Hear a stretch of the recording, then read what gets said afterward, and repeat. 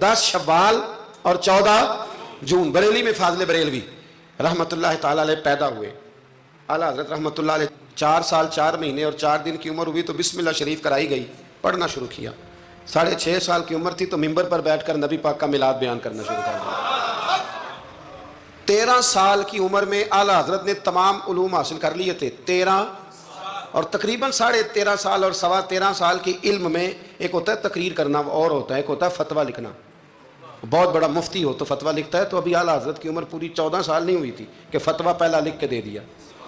आपके वालिद साहब बहुत बड़े मुफ्ती थे, ज़माना फतवा लेता था। जब पहला फतवा आला हज़रत ने दिया तो आपके अब्बा जी उसी दिन उठे, फरमाने लगे बेटे मैं आज से फारग हूँ, फतवा तू ही लिखा करेगा। और ये पता है बात क्या है, लोगों को हसद पैदा हो जाता है। जिसमें कोई खूबी हो ना उसकी खूबी का इतराफ़ करना चाहिए, जलना नहीं चाहिए। लोग जलते हैं, दास्तान सराई करते हैं, प्रोग्राम बनाते हैं। खूबी हो तो खूबी का इतराफ़, हम खूबी का इतराफ़ नहीं करते, ये हमारा नुक्स है। आला हज़रत रहमतुल्लाह अलैह को अल्लाह ने कमाल दिया। आला हज़रत से उम्र में बड़े थे मौलाना वसी अहमद साहब, और मुहद्दिस थे बहुत बड़े, पीलीभीत में रहते थे। उनकी आला हज़रत से मुलाकात हुई तो फरमाने लगे भाई ये मामूली बंदा नहीं, ये मुजद्दिद है अपने वक्त का।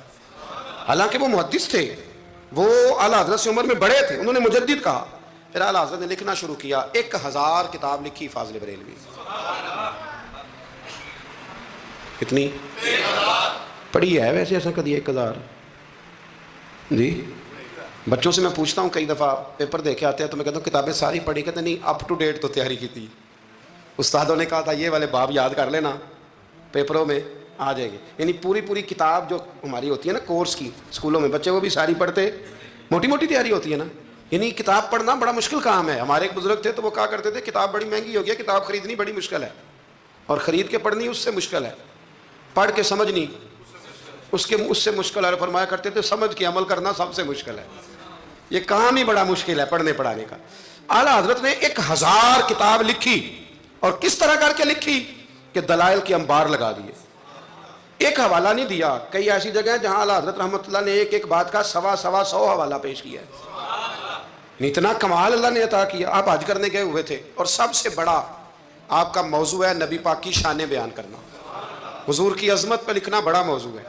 अपने अपने मौजू होते हैं ना, कुछ लोग फ़िका आपने फ़काहत पे सबसे ज़्यादा काम किया, लेकिन जिस मौजू पर आपका गलबा रहा वो रसूलुल्लाह की मोहब्बत का मौजू है, वो नबी करीम की मोहब्बत का। और लिखा तो फिर कमाल ही लिखा, फिर कमाल लिखा आला हज़रत, और हद कर दी।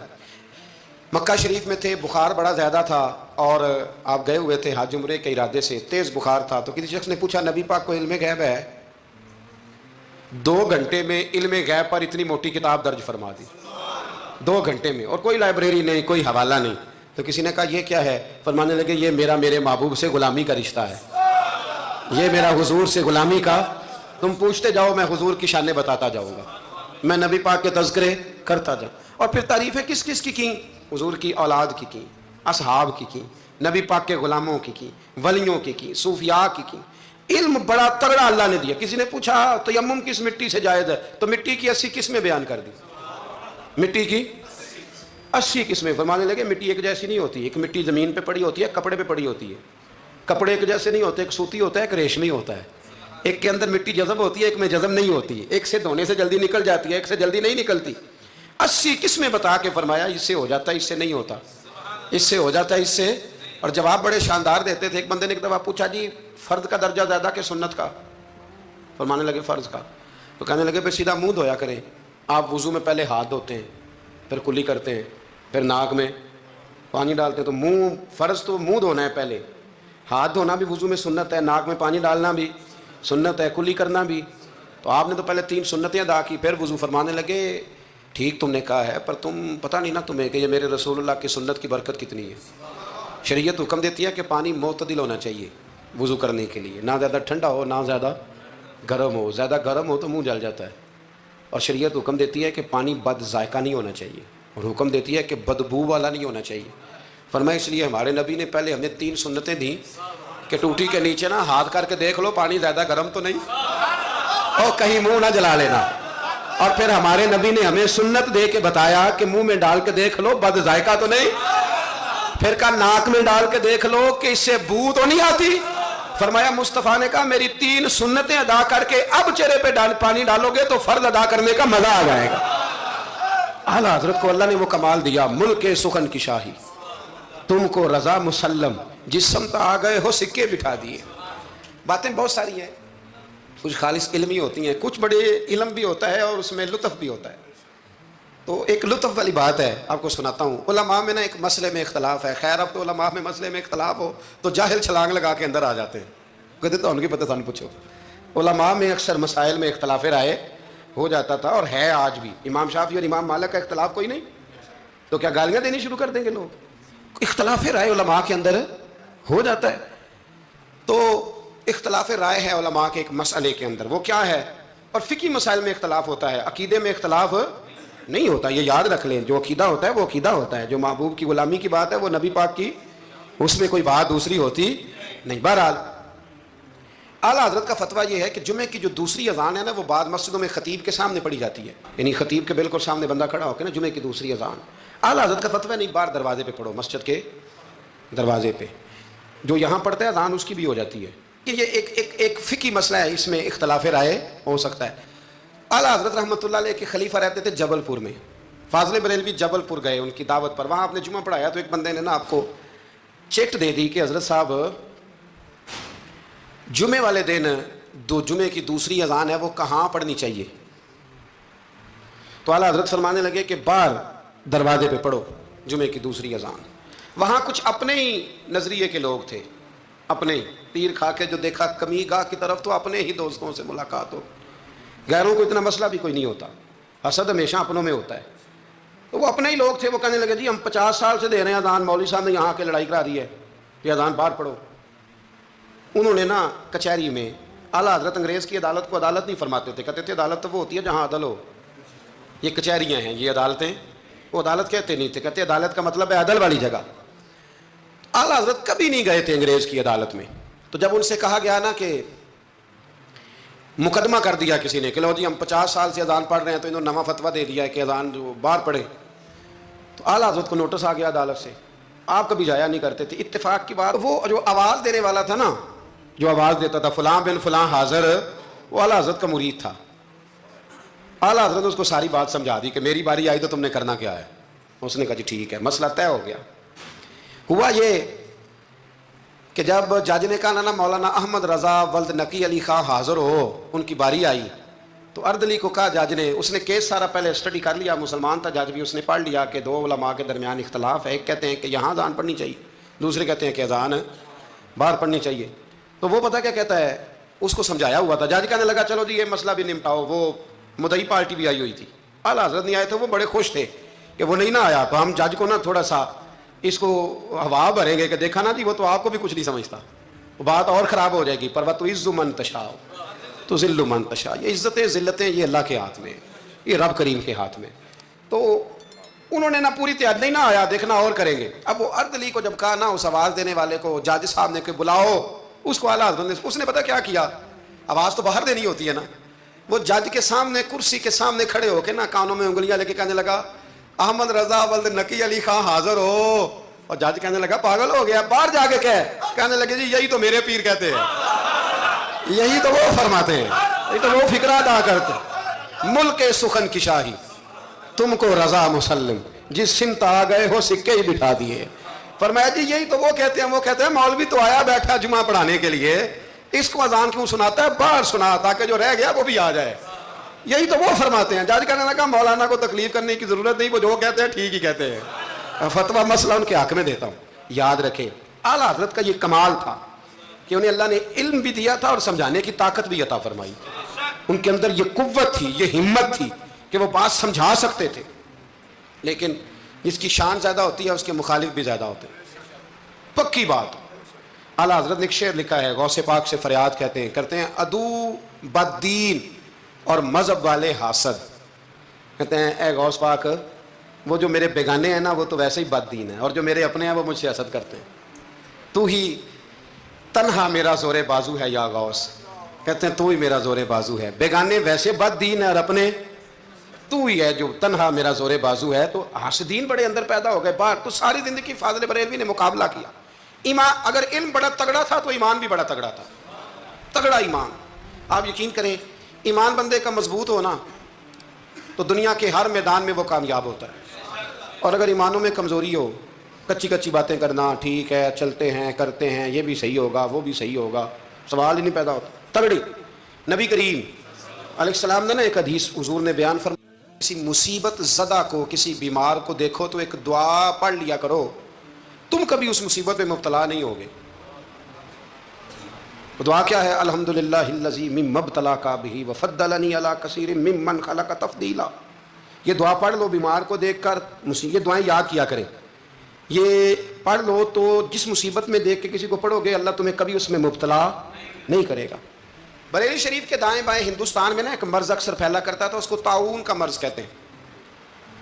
طاعون کا مرض، وہ نا گلٹیاں نکلتی ہیں انسان کے وجود پر، وہ اتنا سخت ہوتا تھا کہ لوگ مر جاتے تھے. اللہ تعالیٰ معاف کرے. بعض لوگ کہتے ہیں ٹیومر ہوتا ہے نا کینسر کی گلٹیاں، یہ بھی شاید اسی کا تسلسل ہے، اور اس زمانے میں شاید اس کا نام لوگوں نے یہ رکھ دیا. بڑا سخت مرض تھا. تو اعلیٰ حضرت کے سامنے 2-3 مریض آئے تو آپ نے یہ دعا پڑھ لی. ایک دعوت کسی نے اعلیٰ حضرت کی پکائی تو آپ کو نا چونکہ معدے میں بڑی تکلیف تھی، آپ کو پتہ ہے معدے میں گرمی بہت زیادہ ہو تو منہ پک جاتا ہے. طبیب کہا کرتے تھے کہ منہ کے چھالے بہت تیزابیت ہو، کوئی ایسی چیز کھا لیں تو اس سے نا. آپ ایک دعوت پہ گئے تو میزبان نے نا گائے کے گوشت کے کباب بنائے ہوئے تھے، 7 پوڑیاں تھیں. اب اعلیٰ حضرت کے لیے طبیب نے سخت منع کیا تھا، اگر آپ کھائیں گے فوراً آپ کے معدے میں شدید قسم کا یہ تیزابیت کر دے گی، السر کا مسئلہ بن جائے گا، منہ آپ کا چھالوں سے اور پھنسیوں سے گلٹیوں سے بھر جائے گا. اب جب وہاں پہنچے تو اس نے یہ پکا کے رکھا تھا. اب یہ جو دیندار لوگ ہوتے ہیں نا ان بیچاروں کے بڑے مسئلے ہوتے ہیں، بڑے مسئلے. یہ کئی دفعہ اپنی بچت کے معاملے میں بڑے پریشان ہوتے ہیں کہ لوگ کیا کہیں گے. جاہل تو جو مرضی کر جاتا ہے نا، عالم نے پھونک پھونک کے قدم رکھنا ہوتا ہے کہ یار یہاں نہ مسئلہ بن جائے، یہاں نہ مسئلہ بن جائے. اب وہ آپ کا خادم کہنے لگا حضور ان سے کہتے ہیں کہ یہ سادہ کوئی کھانا لے آئیں تاکہ آپ کھا لیں، اب یہ آپ کھائیں گے تو بیمار ہو جائیں گے. تو اعلیٰ حضرت فرمانے لگے وہ تو بات تیری ٹھیک ہے کہ بیمار ہو جاؤں گا، لیکن اب یہ آدمی ہے اس کو میں کیسے کہوں، یہ کہے گا کہ میں نے اتنی محنت کی ہے اور یہ کھا نہیں رہے. اخلاقاً درست نہیں کہ آپ میزبان کو اب آپ کسی کو کہہ دیں، واقعی مشکل ہوتی ہے کہ یار حد ہو گئی، اتنے پیسے لگا دیے اس کو پسند نہیں آ رہا. خیر چاروں ناچار آپ فرمانے لگے یار جتنا بھی کھایا جاتا ہے کھا لیتے ہیں، پھر جو ہوگی دیکھی جائے گی. بندے کا دل رکھنا بھی تو ضروری ہے نا، اور رب کریم کے بندوں کا طریقہ یہی ہے، اللہ کے بندوں کا طریقہ یہی ہے، دل رکھنا بھی تو ضروری ہے نا. اعلیٰ حضرت نے نا وہ پوڑی بھی کھا لی، کباب بھی کھا لیا. جا کے گھر آ کے رات کو لیٹے، سویرے اٹھے تو منہ سارا چھالوں سے بھر گیا، کیونکہ طبیب نے منع کیا ہوا تھا. اتنا بھر گیا کہ بولا بھی نہیں جاتا، منہ کھولا بھی نہیں جاتا، شدید مشکل ہے. کیا کریں؟ آپ کے بھائی مولانا حسن رضا صاحب رحمۃ اللہ علیہ نا ایک طبیب کو لائے، بڑے سیانے کو. اس نے آتے ہی کہا ان کو تو طاعون ہو گیا. اعلیٰ حضرت فرمانے لگے تو جھوٹ بولتا ہے اور تیری حکمت بھی جھوٹ بولتی ہے، مجھے طاعون نہیں ہو سکتا.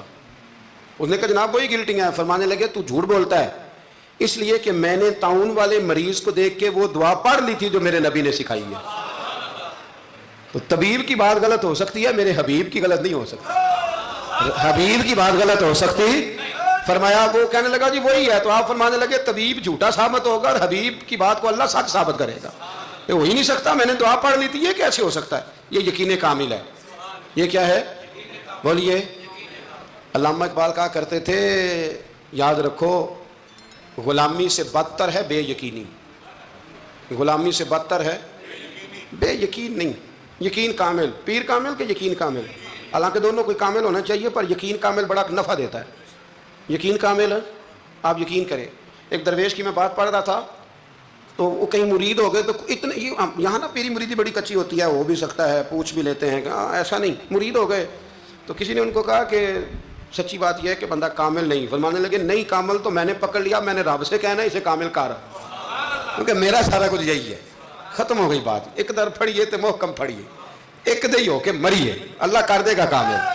ختم ہو گئی بات. یہ کیا بات ہوئی؟ کچی کچی باتیں کرنا، کچی کچی اور عقل کے گھوڑے دوڑانا. بس جس سے لگا لی پھر اس سے پکی لگا لی. یہ آپ جہالت سے، وہ آدم چشتی کہتا ہے لگا جدوں بازار ازلدا تے لوکی چوراں وانگ سدائے.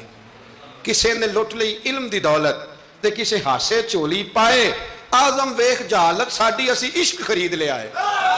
ایک جہالت ساڈی اسی. اور ایک شعر اور بڑا کمال ہے اس کا، چلو آ گیا ہے، اعلیٰ حضرت کا موضوع ہے نا تو مجھے بھی بڑا ہی مزہ آ رہا ہے. تو وہ کہتا ہے کہ کسے دے سر دستار امامت اس علم پڑھاون سکھیا ہے، تے کسے نے پہنے فقر دا چوغا اس زہد کماون سکھیا ہے، آزم ویخ مقدر ساڈا اساں یار مناون سکھیا ہے، ویخ نہ مقدر ساڈا اساں پکا پروگرام بنایا، ویخ مقدر ساڈا اساں یار مناون سکھیا ہے، تے سانوے دی بڑی جاچ ہے، اساں یار نہیں سمجھ گئی بات کی، اساں یار مناون صحابہ کو پتہ ہوتا تھا کہ حضور کو منانا کیسے، وہ بندہ ڈھونڈ کے لے آتے تھے، انہیں پتا تھا یہ کیسے مانیں گے۔ اور حضرت فرمانے لگے کہ طبیب کی بات غلط ہو سکتی ہے، حبیب کی بات غلط ہو سکتی، مجھے تعاون نہیں ہو سکتا، سوال ہی نہیں پیدا ہوتا۔ وہ حکیم ناراض ہو گیا، وہ ہوتا ہے نا ڈاکٹر صاحب بگڑ جاتے ہیں کہ میرا مطلب یہ کیسے ہو گیا۔ صرف ایک عالم ہے بیچارہ، اس کو سارے کہہ لیتے ہیں کہ تو غلط چل رہا ہے، ورنہ ڈاکٹر کے نسخے کے خلاف آپ بات کر سکتے ہیں، وہ کہتا ہے ڈاکٹر میں ہوں کہ تو ہے۔ تو وہ طبیب صاحب ناراض ہو کے چلے گئے۔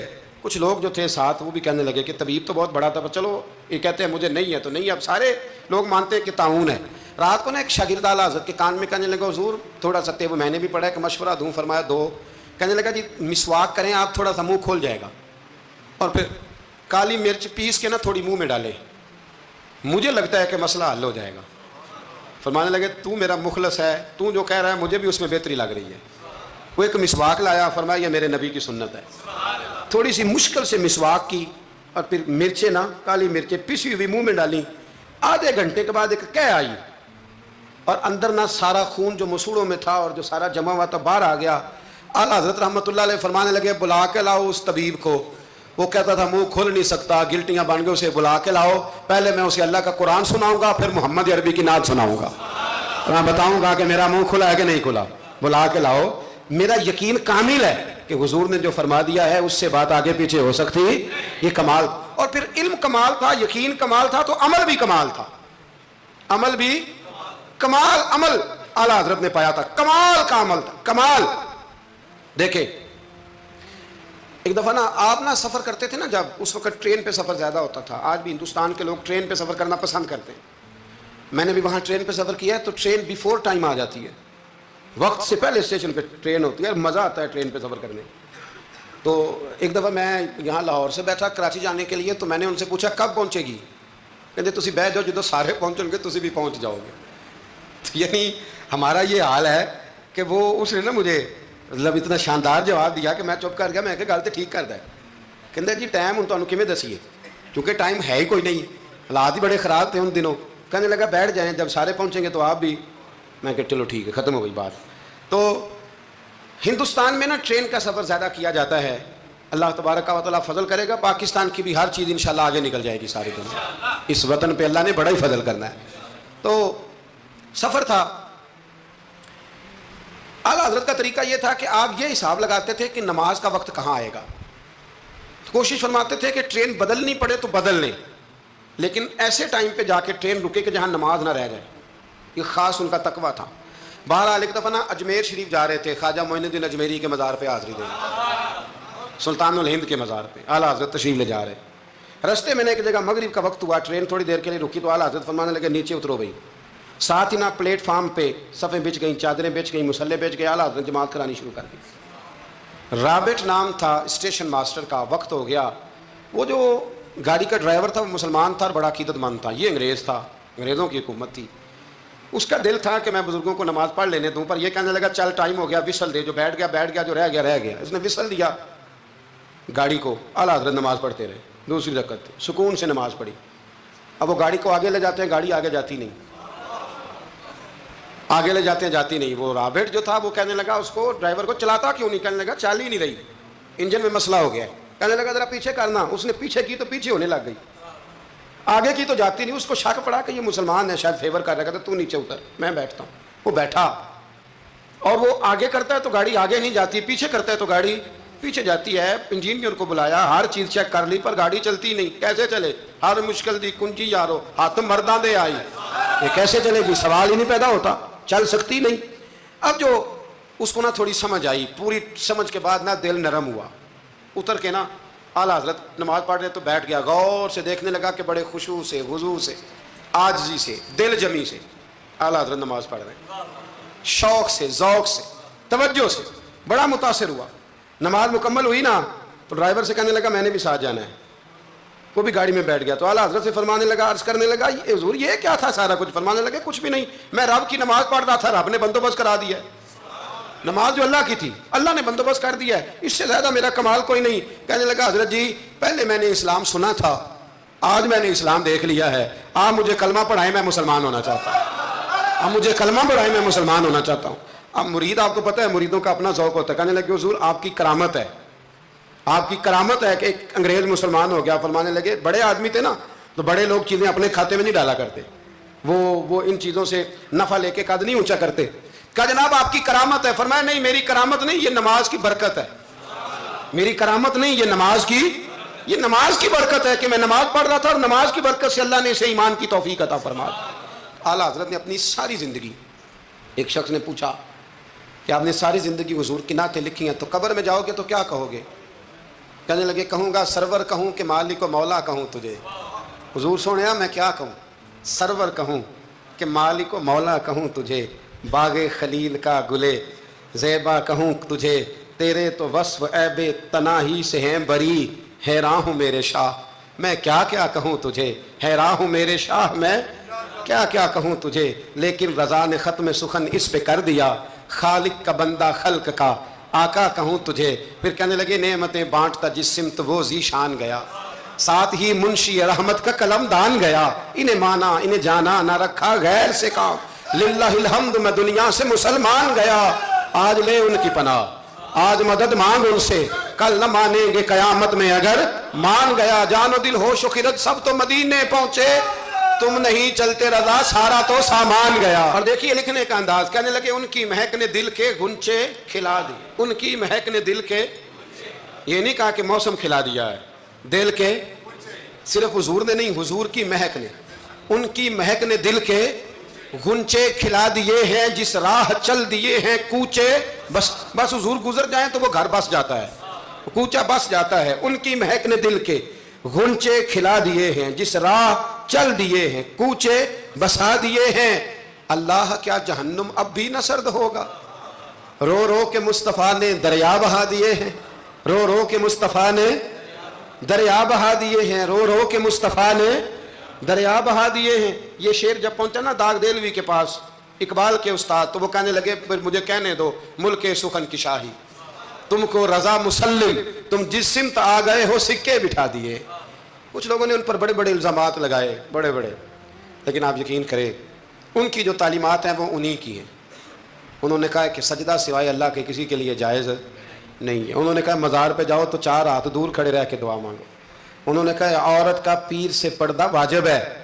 انہوں نے دین جو بتایا ہے نا، لوگوں نے بڑے بڑے پراپوگنڈے کیے، بڑے بڑے لوگ پراپوگنڈے کرتے رہتے ہیں، سب سے زیادہ اعلیٰ حضرت کے بارے میں پراپوگنڈا ہوا، لیکن کمال کی بات یہ ہے، کمال کی ایڑی چوٹی کا لوگوں نے زور لگایا، بڑی بڑی کتابیں لکھی، بڑا بڑا کچھ کہا، بڑا بڑا کچھ کیا، لیکن اللہ نے انہیں کمال دیا۔ انہوں نے سلام لکھا تھا مصطفیٰ جان رحمت پہ، ان کو اللہ نے یہ اعزاز دیا کہ ہر مسجد میں ہر جمعے میں ان کا لکھا ہوا سلام پڑھا جاتا ہے، ان کا لکھا ہوا سلام پڑھا جاتا ہے۔ سب ان سے جلنے والوں کے گل ہو گئے چراغ، احمد رضا کا تازہ گلستان ہے آج بھی، احمد رضا کا تازہ گلستان ہے آج بھی۔